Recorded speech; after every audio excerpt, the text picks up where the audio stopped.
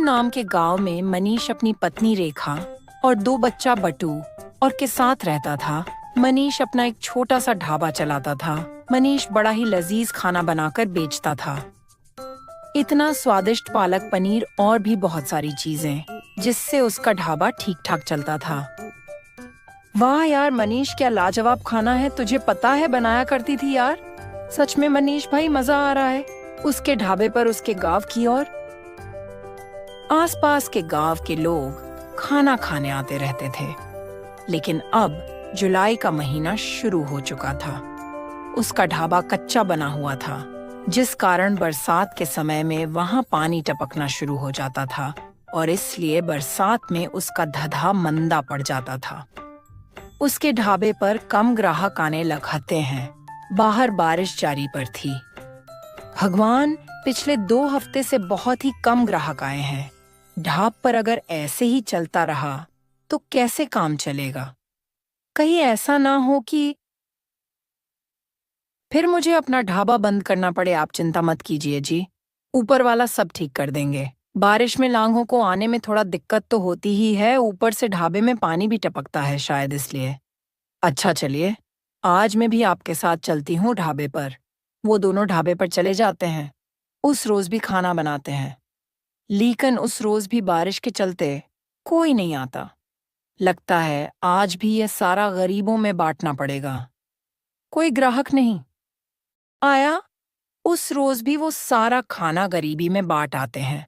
ऐसे ही दिन बीतते हैं। एक रोज आधी रात के समय गांव में तेज तूफान आता है और ज़ारा से बिजली कड़कती है और वो बिजली उसके ढाबे पर आकर गिरती है, जिससे उसका ढाबा जल जाता है। यह क्या हो गया? रेखा, अब मैं क्या करूँगा? मेरा तो रोजी रोटी ही छिन गई। मेरी भी कुछ समझ में नहीं आ रहा जी, लेकिन आप ज्यादा टेंशन मत लीजिए, नहीं तो आपका बीपी बढ़ जाएगी। उसे कहीं भी काम नहीं मिलता। उल्टा सारा दिन पर दिन बारिश बढ़ती जा रही थी और मनीष उसी बारिश में काम ढूंढने निकलता है। लेकिन भर दिन बारिश में भीगने के कारण उसे सर्दी लग जाती है। अब जैसे तैसे वह अपने दिन काट रहे थे। फिर एक रोज रेखा का ममिला भाई माधव उनके घर आता है। अरे जीजा जी, इतनी बारिश में रोज रोज काम ढूंढने निकलते हैं, बकार में परेशान हो। इससे तो अच्छा ये होगा कि आप मेरे साथ चला और मेरी दुकान पर काम करो। वैसे भी मेरा आदमी अपने गांव गया हुआ और मैं आपको महीने के आखिर में तनख्वाह दिया करूँगा। क्या दे दी? ठीक कहा ना मैंने? हाँ हाँ माधव, बिल्कुल ठीक कह रहा है जी। वैसे भी अपने पास और कोई काम तो है नहीं, अब तब तक यही काम कर लो आप। अच्छा ठीक है माधव, तुम कहते हो तो मैं यही कर लेता हूँ। वैसे भी घर खर्च तो चलाना ही है ना अब। मनीष माधव की दुकान पर काम करने लगता है। वह बिना 1 मिनट भी आराम किए सारा दिन मेहनत करता, अनाज की बोरियों को ट्रकों से उतारता और दुकान के अंदर का सारा काम संभालता। लेकिन जैसे ही महीना पूरा होने का आता है, तभी तनख्वाह देने के नाम पर वो टाल मटाला करने लगता है। तनख्वाह कैसे तनख्वाह जीजा जी? ये तुम कैसी बात कर रहे हो माधव? तुम्ही ने तो उस रोज रेखा के सामने कहा था कि माधव के आखिर में तुम मुझे तनख्वाह दोगे। नहीं नहीं, ऐसा कुछ नहीं है। आपको काम की जरूरत था, मैं जानता हूँ। लाकन में आपका यहाँ पर काम करने नहीं, मदद करने के लिए बुलाता था। और मदद करने के लिए भी कोई पैसे लेता है क्या? ये तुमने मेरे साथ ठीक नहीं किया माधव। मैं तुम्हें देख लूँ नगा। अरे जा जा, बढ़ रहा है। मुझे सबक सिखाने वाल मनीष दुखी मन से घर आ जाता है। आ गए आप? आज तो महीने का आखिर है, आज तो आपको तनख्वाह भी मिल गई होगी। तो पापा, फिर तो आप कल ही मेरे स्कूल की फीस भर दीजिए। आपको पता है मेरा टीचर मुझ रोज रोज फीस के लिए टोकती है।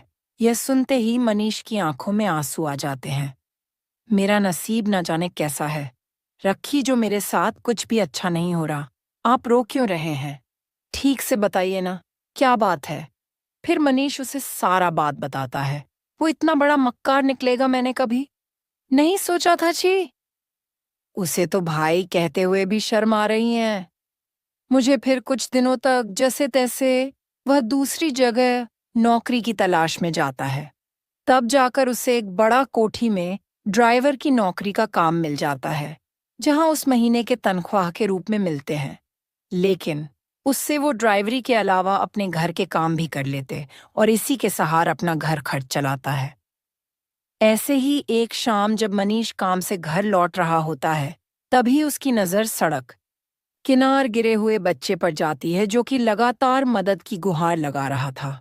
कोई मेरी मदद करो, यह तो किसी बच्चे की आवाज आ रही।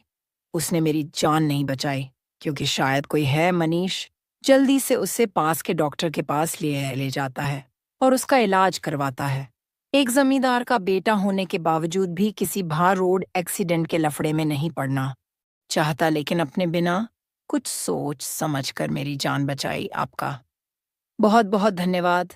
मनीष जमींदार का पता चली।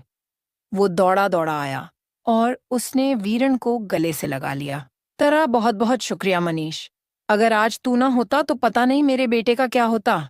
ये ले मनीष, इस मेरी तरफ से इनाम समझ कर रख लो। ये आप क्या कह रहे हैं जमींदार साहब? मुझे इन पैसा की कोई जरूरत नहीं है। रख लो मनीष, तुमने मेरे जान से प्यारे बेटे को बचाया है, तो उसके आगे तो यह सब कुछ भी नहीं है। मनीष जब घर आकर देखता है तो वह पूरे रिटायर्ड कई सेल होते हैं। यह देख वह बहुत खुश होता है। अब वो जल्द सड़क किनारे अपनी जमीन पर खुद का पक्का ढाबा खोल लेता है। सड़क किनारे होने से अब उसकी और भी ज्यादा कमाई होने लगती है।